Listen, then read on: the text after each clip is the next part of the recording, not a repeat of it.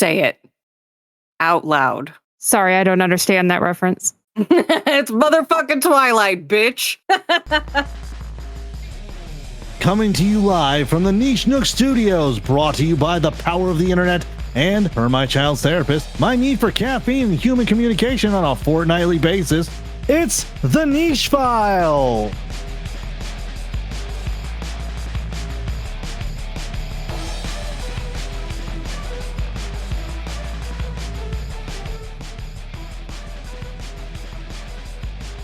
I'll be your host and man who thinks his Batman was okay. It's Ryan. Say hi, Ryan. Hi, Ryan.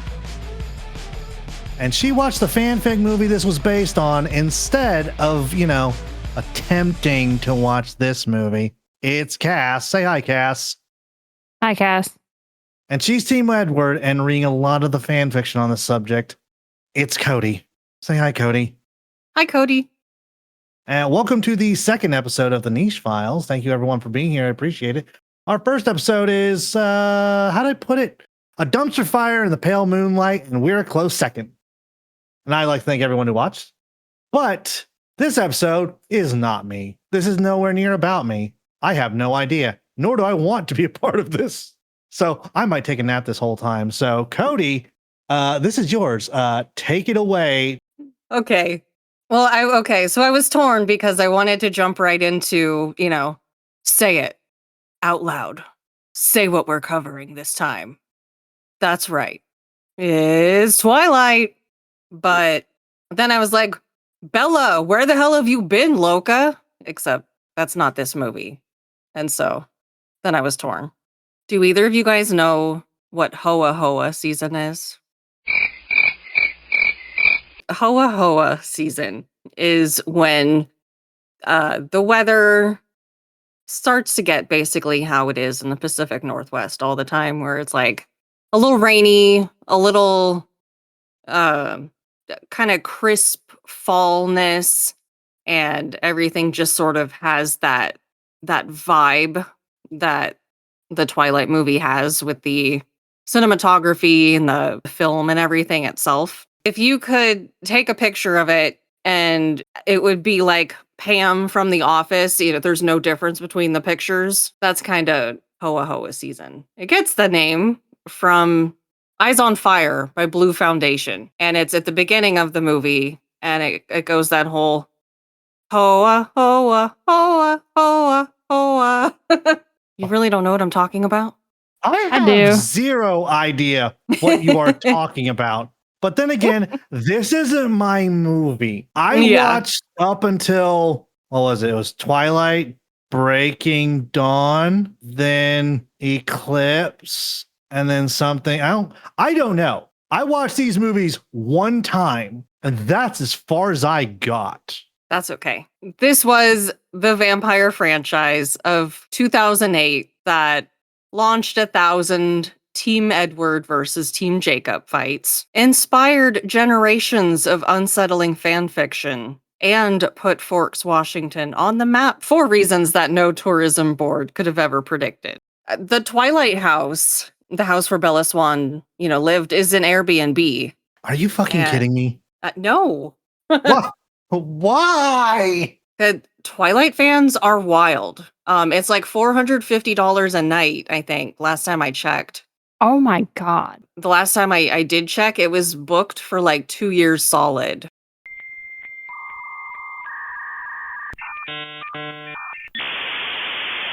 Why? It's decorated, roughly the same as in the movie, and you can live out your little Twihard fantasies. You pretend to be Bella Swan in her bedroom, staring at a wall. Or in the freaking kitchen, you pour yourself a drink of water, or a glass of water, and you just pour it out. The only thing there are a few things I remember, but the things that like stick out to me, it's just her sitting in a room and just being all like folded up, and like the camera spins around her and she's just staring at a damn wall. And I'm like, oh, that's in New Moon. Yeah, that's in the second one. That's when Edward, he leaves because it was a paper cut. Bella got a paper cut on her birthday, and he left believing it was the best way to protect her. You know, as you do when you're a 100-year-old vampire who's in a relationship with a 17-year-old human. Yeah. I can't handle. Oh my god, this hurts my brain. Yeah. So there's the age gap, of course. Gap or great divide. So there's definitely there's the good and the bad with this movie. I won't lie. And this is somebody who loves it. At the most recent convention I was just at, I literally went to a fan panel with the actor who played Carlisle, Peter Fontanelli. Yeah. Is it? Yeah. Sounds right. Yeah, it was with him and Victoria from Twilight. The first one, not Bryce Dallas Howard. Rachel. The only Rachel I know is Rachel Weisz. But that's the Mummy, isn't it? Yes. We'll have to do that movie too. Yeah, it's on the list. Don't worry, kids. We don't need to go to the spreadsheet. We already know it's there. The age gap is one of those things that it doesn't really get addressed in the book. They just sort of brush past it, but the movie, I feel, romanticized it a bit, and that definitely made it worse. Like, nobody thought this was weird, or at least the people who knew about it. Vampires are hot, it is what it is. Because they're all made of ice. Yeah, I was going to say, here we go. Fire and ice, baby. And that's why they sparkle. Because when you put light through fucking ice, I understand why they're cold. I don't want to know these things. Why is this taking up space in my brain? I don't know. God damn it. I need to drink more. Tell me about the werewolves. I don't know about the werewolves. The werewolves are just constantly fucking naked, so I guess that's why they're hot. I don't know. It's fucking Taylor Lautner after he was fucking Shark Boy. Yeah. I guess since we're on the topic of the sort of problematic behavior of the movie, let's talk about stalking and how it's viewed as romantic, that Edward repeatedly admits to watching Bella sleep before they were dating. In the book, Bella is like unsettled for a moment and then she gets over it. In the movie, it's romantic. It has beautiful music. It's the sweetest thing that anybody has ever done for her. So he's committing either a felony or a misdemeanor just for, oh my God. This is 2008, correct? Way back in the day. Okay, cool. Nice. No, because if it's a class C felony or a gross misdemeanor, all right? So bad. Oh my God. It gets better. In addition to the stalking behavior, he also is a gaslighter. He tells Bella after this incident where he stops a car from hitting her just with his arm. She doesn't know what she saw. He exhibits very controlling behavior, called her, quote, his personal brand of heroin. What movie did you bring to the table? It's motherfucking Twilight, bitch. I've seen a fan theory about that scene where, in fact, Bella actually died, and the rest of it is just her fever dream just before she passes away. Keep dragging me down the hole.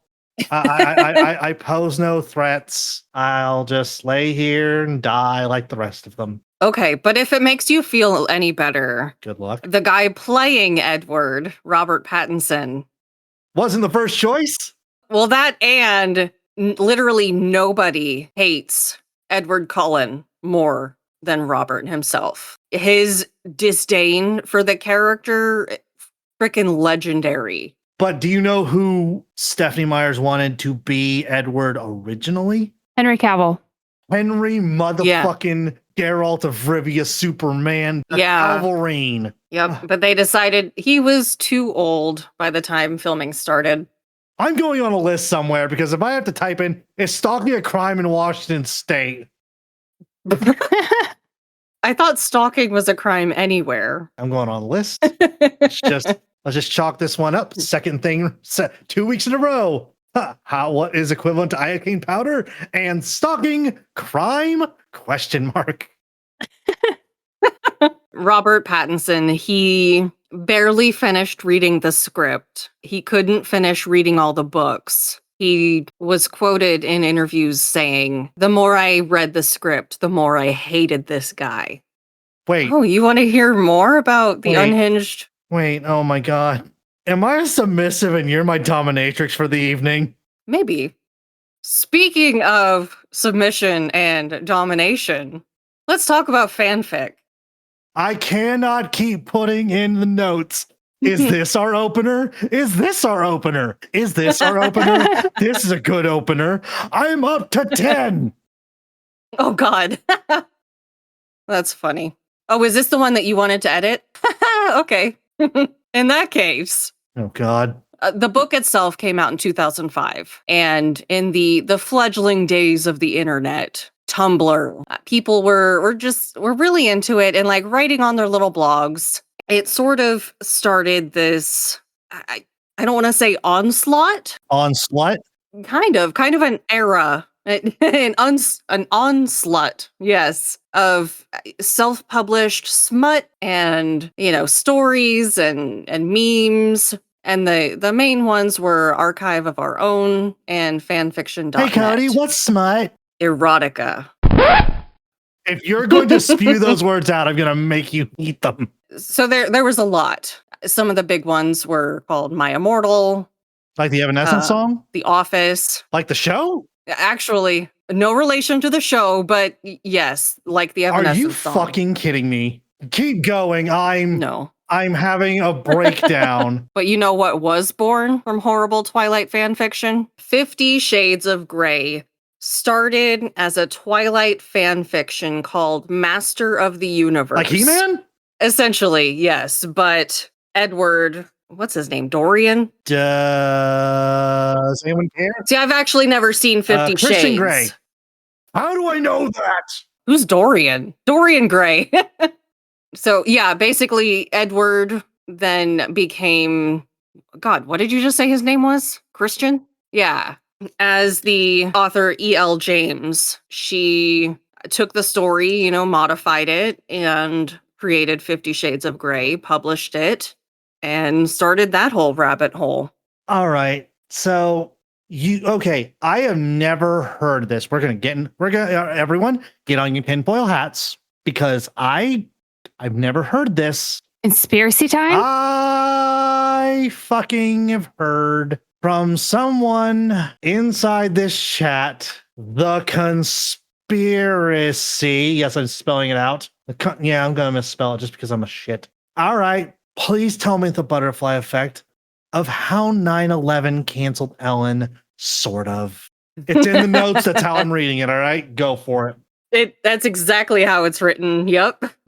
One fall morning, September 11th, 2001, Gerard Way witnesses the events of 9/11, the terrorist attack. Subsequently, he is inspired by those events and eventually creates the band My Chemical Romance. Stephanie Meyer is a big, big fan, loves My Chemical Romance. One night, she has a dream about vampires, and so is inspired by said dream to write the beloved series we know as Twilight. Once Twilight is written, it become, successful. People like it, and they are inspired to create their own writing, their own fanfics, as we mentioned, of which was Master of the Universe by E.L. James, which would later become 50 Shades of Grey, which then would become the movie starring Dakota Johnson. Dakota Johnson stars in 50 Shades. She is invited onto the Ellen DeGeneres show. Ellen kind of starts this whole sort of jab at Dakota, saying she was never invited to Dakota's birthday party. What? Okay, wait. Okay, so Ellen starting beef with Dakota Johnson because Dakota Johnson didn't invite Ellen allegedly to her birthday. Yes. Oh, fucking petty. I don't want to scream. My window's open and I don't need my neighbors wondering why I'm screaming. Yeah, it insanely awkward. Like Ellen. Ellen claiming that that she never got invited. Dakota sort of pushing back like, no, you just never showed up. This was in 2019. It's one of the moments where people started to speak out about the behavior that they had either witnessed or, been involved in, because the moment went viral. It was everywhere. And so it was a good opportunity for people to Stop the nonsense. kind of, yeah, like set the record straight, sort of share their own experiences, really. Fascinating. And that's how she no longer has a show or a career? Yep. And that's how 9/11 canceled Ellen. Sort of. Sort of. Okay. All right. I'm keeping the tinfoil hat on. You're going to need it. Girls, get the stapler. I need to keep this tinfoil hat on. They're not listening. They never listen. So anyways, continuing down this path, this is so fucking painful. All right. So we talked about stalking. We talked about the gaslighting, the age gap. We haven't even touched on imprinting because that really takes place in the later movies where Jacob imprints on Bella's newborn daughter and nicknames her after the Loch Ness Monster. Which is creepy. What the? Never mind. Never mind. One of my favorite things about the Twilight fandom is that nobody ever calls her daughter by her true name, Renesmee. It is always some weird ass name, like Ratatouille is one of my favorites. I've seen Rename Me is a good one. The autocorrect on this name, which is not real, is astounding. The fuck. Oh God, I'm gonna lose it. We're just hearing Ryan just slowly crank up to where he's gonna snap. And we're not even we're not halfway through the notes. Oh God. Resume is a good one. And Rasputin. Basically, anything that starts with an R, people will call her instead of her real name. And it's hilarious to me. Like Benedict Cumberbatch. Randy Ding Bulbasaur. Exactly. So imprinting on Bella's newborn daughter. Really, the whole book, the whole movie is a giant sort of allegory for Mormon abstinence. Stephanie Meyer herself is a member of the LDS Church. What that sort of boils down to is sex equals blood in vampire terms. In order to be moral creatures, they must abstain. Which is why Bella doesn't get that ice dick until they're married. I'm trying. Or would you prefer ice peen? I'm trying not to scream. What the fuck are you talking about right now at the top of my goddamn lungs? Like Scotty Fitness on TikTok, Not screaming fuck really loud. But that is a line I never thought I would hear. The sickle for his prickle. I don't know. Amazing. Don't know. I'm not wasting fucking processing power on fucking names for an ice wiener. All right. Why would you? An ice wiener is The just Oscar so Mayer perfect. weaned her. Oh my God. I'm doing it. You can't stop. Let's move on, please. We've got the weird CGI. The wolves. The wolf CGI is actually some of the better CGI That's in this probably franchise. why it's sticking in my head. So like the tree jumping, hold on tight, spider monkey. I don't know what the fuck you're talking about. I will just take your word for it. That is an actual line. Yep. I'm going to have either a panic attack, anxiety attack, or a conniption fit. Well, and I guess the glittery skin that kind of just looks like body shimmer from Claire's, that's kind of weird CGI. Like, I feel like they could have done that better. Also, 2008. Okay. All right. Okay. All right. I've given up on life. Let's continue. Yeah. We can talk about the good stuff of the movie now. That would probably make you feel better. Credits are good. There's music in the credits, and the music in the movie is bitchin'. That made you sound so goddamn old. Hello, fellow children. Or what is it, fellow kids? Oh, fellow kids. Hello, fellow kids. There's a fellow youths. I don't fucking know. Youths. clear your brain palette. I mean, how do you feel about Muse? I've seen The them a couple band. times in concert. They're really nice. Yeah. No, you like Paramore? I was really good at Paramore, playing the drums and singing on Rock Band. So yes, on a scale of 0 to 100, I'm still at about a 74 right now. We hit 100, my head's gonna explode. Well, so the books, they don't really have any sort of pop culture music references, but in the movie, they really make it part of their identity. During the vampire baseball scene, yes, that's a thing I said.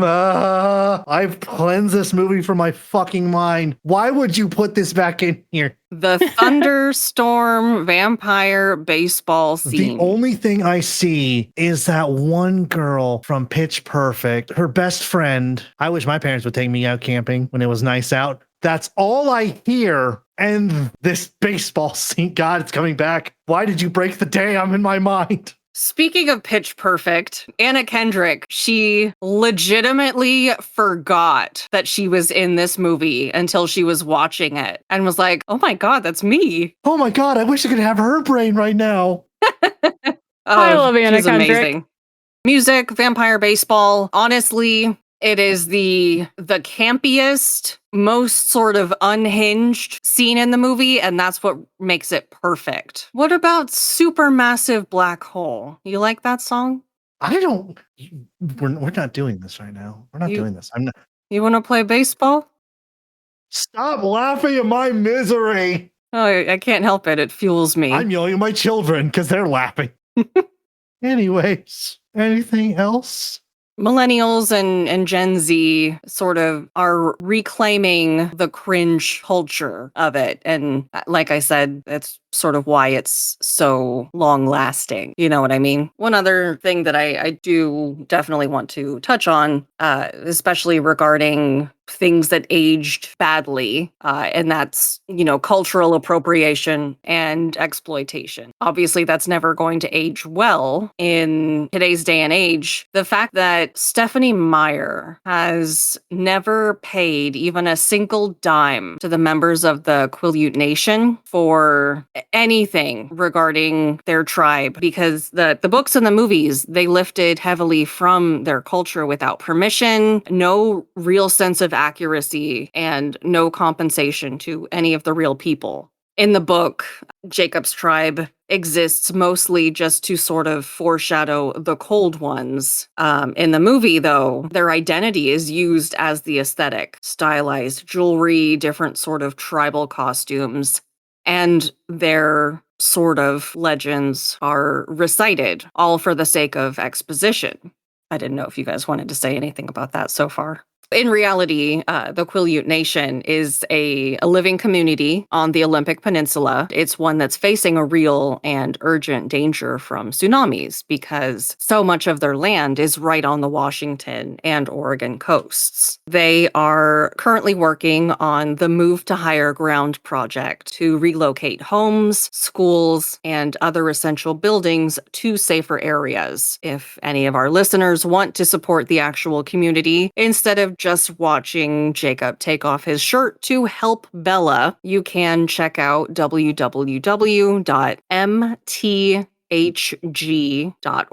or support one of the many fundraisers where 100% of proceeds go directly to the relocation effort. And I will do my best to put that in the show notes.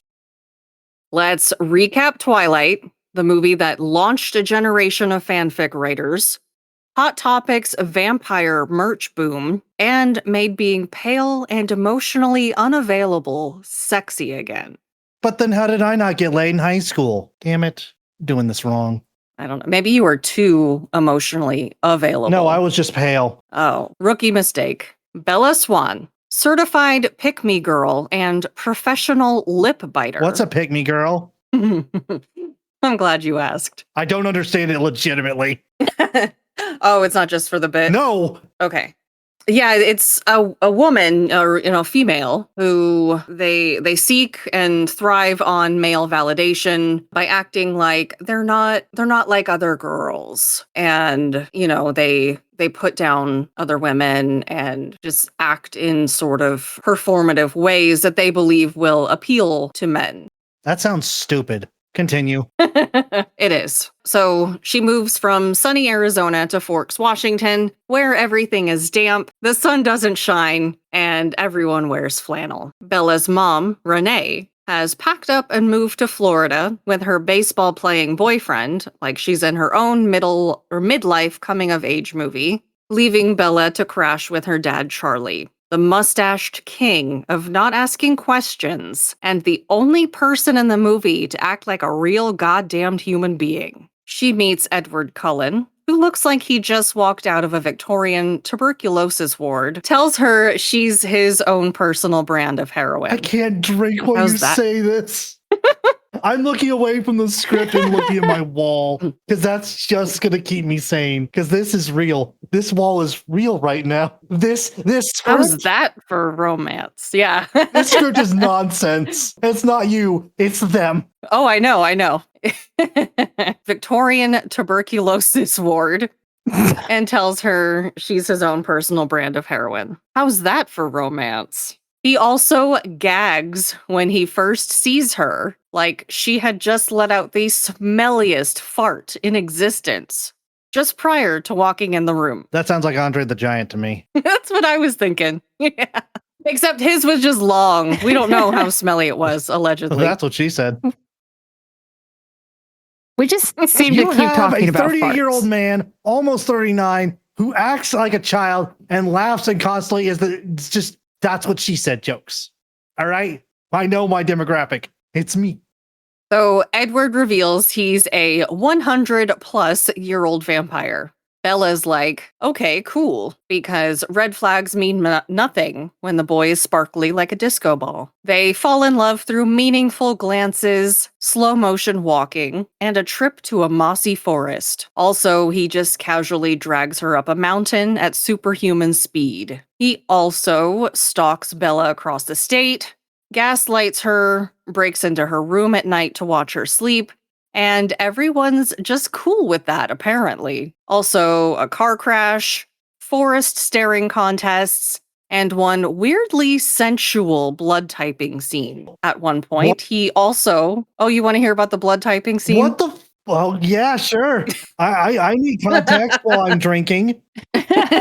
Their first interaction in the science lab. It's the assignment that they're working on. They have to both peer into the microscope. It's just vibes, man. Yeah. No, we left vibes behind.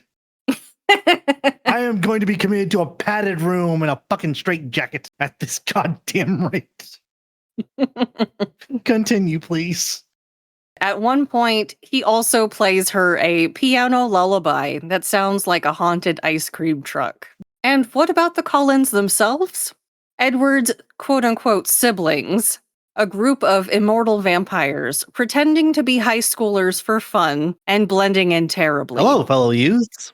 There's Carlisle and Esme, the hot vampire parents who enrolled their eternal children in sophomore year for some reason. The kids themselves are a whole cast of red flags in designer clothing. One of them that I know another movie he's in that was also a raging dumpster fire in my eye. Oh, yeah? So there's Rosalie, whose entire arc in this movie is, I hate this, I hate her, I hate being here. Emmett the himbo carries around an actual gallon-sized bag of hard-boiled eggs for some reason. What? We don't know. I'm You read the book? guessing they never mention it. My theory is that since the vampires don't eat, they just kind of carry it around like a prop to sort of seem like they're fitting in, but they're so kind of out of touch that they don't realize that regular humans don't just walk around doing that. I'm tapping my foot really hard, trying to figure out why. Next, Alice. She is the fashionable clairvoyant who is already planning Bella's wedding. And Jasper spends the entire movie looking like he is painfully constipated. And if you were Sokka in the live-action Avatar movie, you would be too. Thank you, everybody. I'm jumping out this goddamn window now. Speaking of jumping out the window, they all live in a giant glass mansion in the woods. Do any of them throw stones? I don't know, but they all date each other. Nobody in town thinks that's weird. What about Bella's dad? I'm really squeezing this wine glass hard. Like I'm trying to contain my rage. What about Bella's dad? What does he Charlie. think about this? Well, he doesn't know that Edward is 100 years old. He doesn't know he's a vampire. Charlie's just trying his best, man. That's all. Single dadhood, woo. Can't wait for those years. Yeah. I'm like, The Cullens make Italian food for Bella, despite literally none of them eating. Rosalie breaks a salad bowl and storms out, and things are pretty awkward. she's the one who hates her, hates everything, and hates being here. Yep, specifically the quotes in that scene, they invited Bella over because the family wanted to meet her. Esme is very excited, very happy because they made Italian food. Because her name's Bella. Oh, God. Yes, exactly. Rosalie specifically asks, is she even Italian? Bop-a-da-boopy. Edward tells them that unfortunately Bella already ate. She was trying to be courteous because she knew that they didn't eat and so didn't want to put them out. And so that's when Rosalie breaks the bowl and then stomps out of the room. Fair play. Carry on. But what's an angsty teenage love story without a rival? Oh, my God. Enter Jacob Black, Bella's childhood friend and future shirtless thirst trap. He's sweet, long-haired, and tells her the local vampire legends in the most obvious foreshadowing way ever. He's also part of the Quileute tribe, which of course the franchise will continue to mishandle for the next 4 movies. And just when you think the movie might start making sense, it throws you a curveball. God damn it! Literally. It's vampire baseball time, baby! To prove they're just your average, totally normal vampire family, the Cullens take Bella to watch them play baseball in a thunderstorm. Because that's what this movie is now. What? Set to supermassive black hole, it's all dramatic flips, slow-mo, and Alice pitching like a fairy assassin on Adderall. So is this like Spider-Man on crack right now? Yes. I'm almost done with glass 1. Give me a moment. You may continue as I pour. It is somehow both the most unhinged and most memorable part of the movie. And just when you think it can't get any weirder, Damn it! in stroll the murder vamps, like they're about to challenge the Cullens to a dance battle, or they're about to drop the hottest mixtape of 2008. So of course, James, their sort of leader, instantly locks on Bella, like he just sniffed out a human-shaped filet mignon. What is filet mignon? Hold on. I'll look that up. Unless one of you two know. Fillet. Oh, it's beef, yeah. A cut of steak. I'm asking this question now. Yes. Have you ever had filet mignon? No, and I never will. I'm allergic to beef. Yeah, Cody, have you had filet mignon? Yep, I have once. I'm kind of a foodie. After smelling the special cut of steak, relatively low in calories. Sniffing out Bella. You mean smella. Now it's time to hide Bella because they know these guys aren't. So the one thing that I neglected to mention about the Cullens is that while they are vampires, they are considered vegetarians in that they do not drink human blood. Edward, in fact, has never had human blood before. So the reason these guys are so dangerous is because they don't have the same morals. So they'll drink the blood from anyone. They don't care. They've been killing people all over town. They will drink blood from the skulls of their enemies. Precisely. And have. Why can't I have one joke that doesn't end in, yeah, you're right. Ever. Continue. They know it's time to hide. They pull up in a hotel, and Alice takes the time to sketch out the future like a gothic psychic Pictionary champion. Bella decides the best way to protect everyone is just to go off alone. Classic. She lies to her vampire babysitters, ditches her phone, and heads straight into the murder trap that James set for her at her old ballet studio because self-preservation is not her strong suit. Okay. All right. I'm sorry. I'm sorry. Podcast listeners, my co-host, I'm sorry. I keep thinking of not being fucking stupid. Unfortunately, that does not work in this movie. Nope. Carry on. Bella makes it to the ballet studio and James captures her. You know, he's beating her up and everything. He's recording what's essentially a snuff tape on this ancient camcorder. Just as he's about to turn Bella into a Capri Sun, the Cullens burst in. Like the Kool-Aid man. Edward goes full Animal Planet. The others start literally ripping James apart off screen. And Carlisle, the dad, calmly reminds them not to let the carpet catch fire. Bella, naturally, is already half dead. So Edward has to suck the venom, the vampire venom, out of her hand without draining all of her blood like a smoothie. It's somehow romantic. Is it? It's also very fucking weird. I don't remember Very this. weird. All right. Okay, they try to make it romantic. So after all this, she wakes up in the hospital with a broken leg, a neck brace, and a completely fake story about falling down 2 flights of stairs and through a window, which Charlie accepts because, like I said, Charlie is just trying his best. What the fuck? What do you mean? How? And the prom. All right, keep going. Edward shows up in a tuxedo to whisk Bella off to what might be the most depressing school dance ever held under fairy lights. I don't know. You've never been to a school dance in Indiana. Let me tell you that right now. True.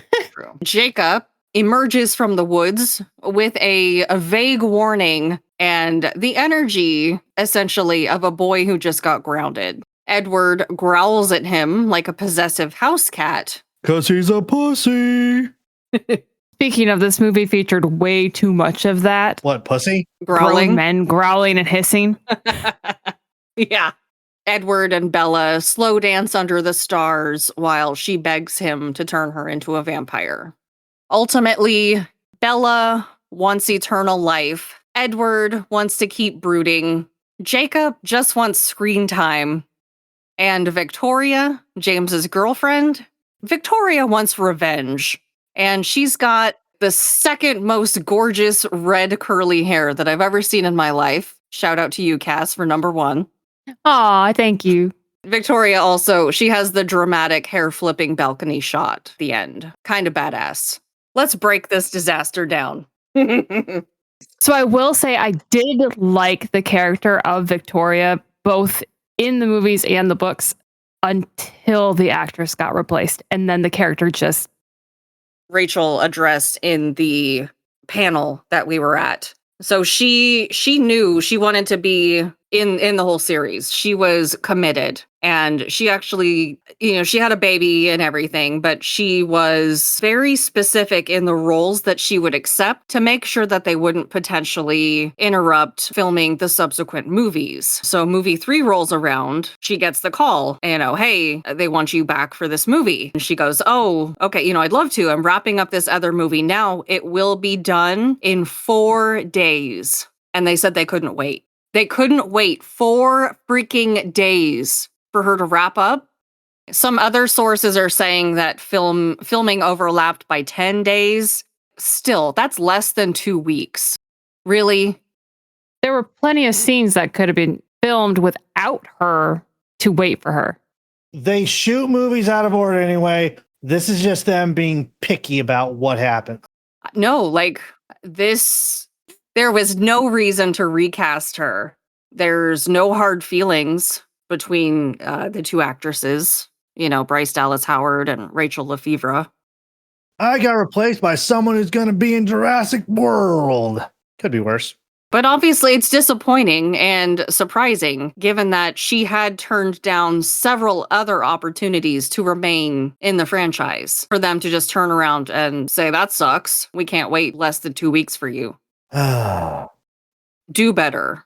Yeah, I don't think they did. But that's just me. Are we there yet?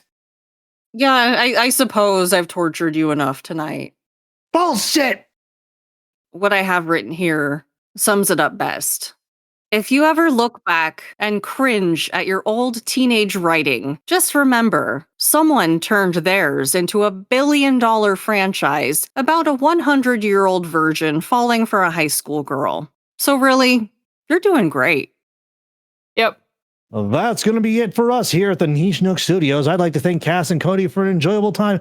But once again, per their lifetime NDA, they cannot say anything negative about me or it. Gotta look to the fine print again, ladies. So until next time we meet everyone, say goodnight, ladies. Before I go, remember, eating a polar bear liver can and will kill you. Good night. Cody? Say it. Out loud. And remember, hold on tight, spider monkeys. Good night. I don't know what's going on anymore. We're only 2 episodes in. So that's going to be it for me, and I hope to hear from you all again. So if you have any comments, questions, and concerns that don't involve eating polar bear livers or being a spider monkey, you can email us at thenichefiles@gmail.com and follow us on Instagram, Facebook, Reddit, and Blue Sky at The Niche Files, and on TikTok at the.niche.files. We don't have much, but we are working on it. Thank you again, Cody and Cass, for helping me out. I'm Ryan, your normal human host, not a vampire that's an icicle or a werewolf that's basically hotter than the sun. I'll see you all next time. Take care.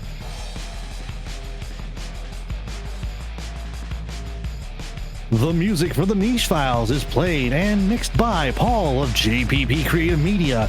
If you like what you hear, you can find him on TikTok at Just Plain Paul, JustPlainPaul. Thanks again, Paul. Honestly, I watched it once and that was enough for me. The acting was subpar, which, to be fair, I do not put on the actors. I put it on the way the movie was written. It was a successful movie in that it launched several careers. For me, it just fell flat. It found its audience, just not with me. So for all you twihards out there, you can keep your glitter-bombed boy toy with bad hair. I much prefer Dracula, Louis Lestat, and Celine. And if you don't know who they are, you need to broaden your vampiric horizons. I mean, why not both?